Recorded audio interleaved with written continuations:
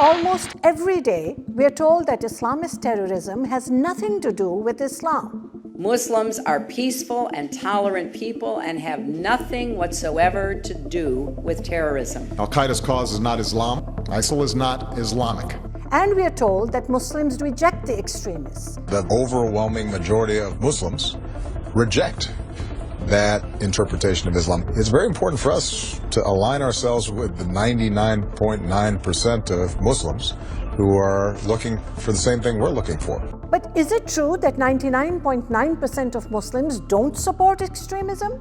What would you say if scientific polls by major research organizations have repeatedly shown a very different picture? I'm Raheel Raza. I'm a Sunni Muslim, and for the past 20 years, I've dedicated my life to speaking out against the rising threat of radical Islam. When there is a disease or a virus, it can't be treated unless you identify the problem. So we have to call it what it is, and it is violent, radical, extremist Islamism. This is not an easy topic to discuss, but in light of the fact that most of the terrorism in the world today involves Muslims in one way or another, and because it directly affects our lives and security, I think that we need to be able to have an open, honest, and fact-based conversation about that. Let's be honest. Islam has a problem today.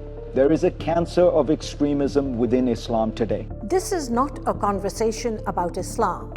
It's a conversation about the growing threat of radical Islam and how it affects us all. And that conversation begins now.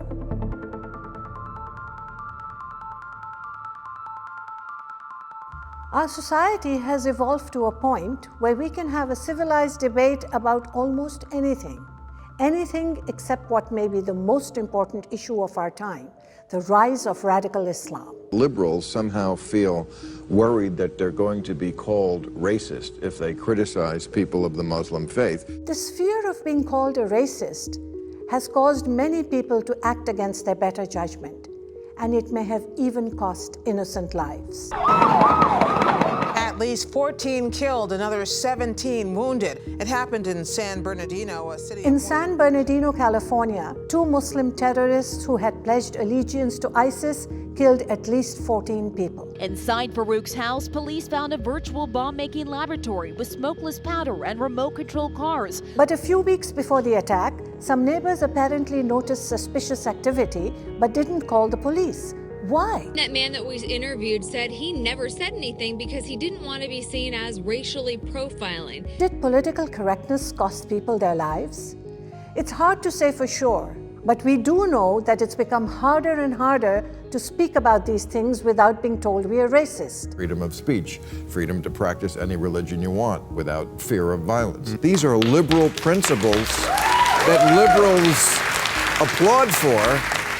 But then when you say, in the Muslim world, this is what's lacking, then they get upset. It's an ugly thing to say. It's gross, it's racist. How about the more than 1 billion people who aren't fanatical, who don't punish women, who just want to go to the store, wait a second. sandwiches, Wait a second. 5 times a day, and don't do any of the things, but you're saying all Muslims stereotyping. Wait a You second. things, and you painting the whole group religion with that. Well, I'm a Muslim, and I don't need Ben Affleck defending me and my religion. I appreciate it, but I don't need celebrities defending me from talk show hosts. I need to be defended from the radicals in my own religion who want me dead. Radical Islamists who behead people, set people on fire, pour battery acid on women's faces, murder people in the name of my God. قسما بأمر الله لندكن أمريكا وبعقرها في واشنطن بإذن الله تعالى. Radicals who seek to take over the world in the name of my religion. We need to establish the domination of Islam. We believe that the Sharia will be implemented worldwide. سوف تستعيد زعامة العالم. So let's get real and look at some numbers. Today, there are around 1.6 billion Muslims in the world. In fact, Islam is the world's fastest growing religion, and according to Pew Research, it will surpass Christianity this century. Now, obviously, not all Muslims are radical, but a certain percentage are. Sam Harris helps break it down for Ben Affleck and for all of us. As you say, we have 1.5, 1.6 billion Muslims. Now, second biggest religion in the world, a quarter. Well, Ben, let me unpack this. Let me unpack this for you. Please do. We have just imagine some concentric circles here. You have at the center, you have jihadists. These are people who wake up in the morning wanting to kill apostates, wanting to die trying. They believe in paradise. They believe in martyrdom. That's the first circle of radicals. Violent jihadists like ISIS, Al-Qaeda, Boko Haram, Hezbollah, Hamas, and various lone wolves.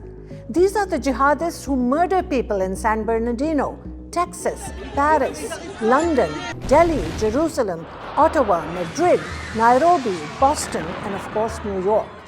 These are the horrible bad people, as Ben Affleck said. So how many violent jihadists are there? There are anywhere between 40,000 to 200,000 Muslims involved in fighting for ISIS across the world. That's just ISIS. And it doesn't include the hundreds of thousands of jihadis fighting for Al-Qaeda, Hamas, Hezbollah, the Iranian Revolutionary Guard, and other groups. But the thing about terrorism is that it only takes a handful of terrorists to do serious damage and even change the way a society operates. Explosives hidden in shoes and other improvised bombs are an active, ongoing threat. And with the refugee crisis, the number of ISIS jihadis operating in the West is also set to increase. The huge numbers are a challenge to security, with many arriving refusing to identify themselves upon arrival in Europe. This is the ideal situation for ISIS to penetrate several countries in Europe. And according to reports, the mastermind of the Paris attacks snuck into Europe claiming to be a refugee. He boasted of being able to travel freely between Europe and Syria. And while radical Islamists are sneaking into Europe, twice as many British Muslims are fighting for ISIS than are fighting in the British Armed Forces. In the gruesome video showing James Foley's murder, many were shocked to hear his executioner speaking with a British accent. This is James Wright Foley. America is not immune to this danger. Today, federal prosecutors say a man trained in Syria returned to the United States to launch a terrorist attack here at home. According to U.S. Homeland Security, there have been over 122 U.S. terrorist cases involving homegrown violent jihadists since 9/11. Fortunately, many of them have been thwarted by law enforcement. That's the first circle. Murderous, violent jihadists in Europe, in America, and around the world. But what about the next circle outside of them?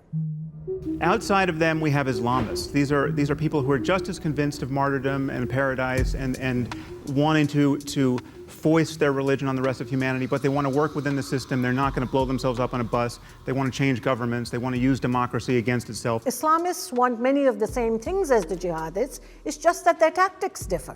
So instead of engaging in terror themselves, they use the political and cultural system to further their aims. Take Gaza, for example.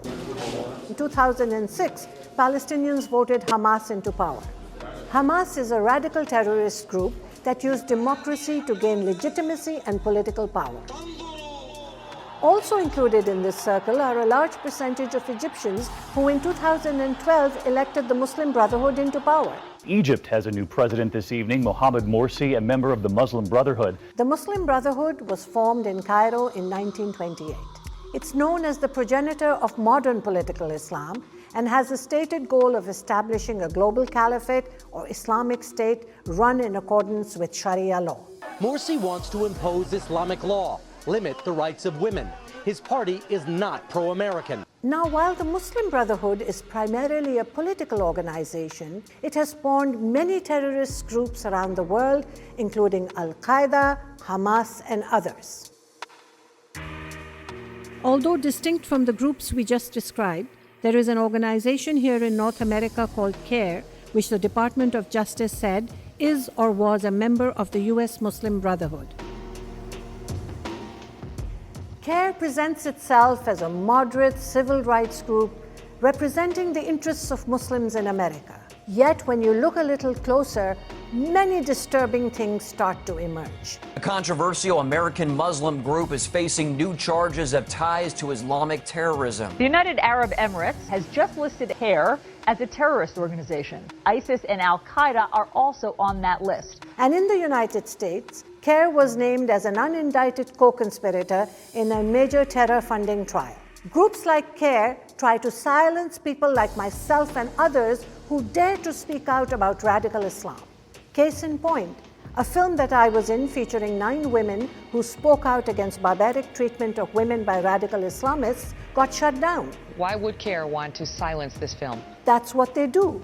They try to shut down debate by crying Islamophobia, even at Muslims like me. That's the second circle. Now, this next circle is the largest of them all, and this is very disturbing. The Muslims in this circle are certainly not like ISIS, and they're not working to overthrow governments like the Muslim Brotherhood. But they do hold beliefs and practices that no doubt will seem radical to you and me. They hold views about human rights and about women, about homosexuals that are deeply troubling. Who are they? What are their beliefs? In 2013, Pew Research released a comprehensive study based on interviews with thousands of Muslims in 39 countries. It reported that in countries like Afghanistan, Egypt, and Jordan, the vast majority of Muslims surveyed, between 79 to 86%, believe that those who leave the Muslim faith should be executed. Do you know anyone who has left their faith? Do you think they should be executed? Do you think that that's a radical belief? If we were to take the average from all the Muslims surveyed around the world, we end up with an average of 27% who believe that apostates should be executed. 27% of those surveyed, that equals 237 million people. Did you know that 39% of all Muslims in the countries surveyed believe that honor killings can be a justifiable punishment for a woman who has had pre- or extramarital sex? Do you think that's a radical belief? That radical belief is held by over 345 million Muslims. These studies paint a picture of an Islamic world that is increasingly out of step with the modern world. When it comes to support for terrorism and jihad, these are the numbers for young Muslims aged 18 to 29 in Western countries. 42% of French Muslims, 35% of British Muslims, and 26% of American Muslims believe suicide bombings against non-Muslims can be justified. This is the next generation of Muslim speaking.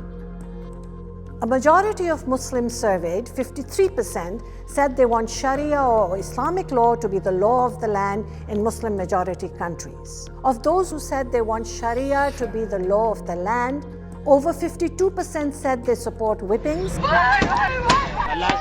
and cutting off of hands of thieves. This comes to about 281 million people. Do you think that's a radical belief? And 51% say they're in favor of stoning spouses if they're unfaithful, which equals 289 million people. Of course, not every Muslim believes in these things, but hundreds of millions do. The numbers are right here for all to see.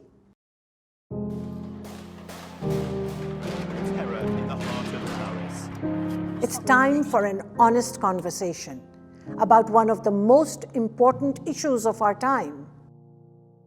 By silencing the debate about radical Islamist beliefs, we abandon our own core beliefs of truth, free speech, and tolerance, and we abandon human rights in favor of political correctness. Together, we have begun the conversation. Now it's time for you to have your say.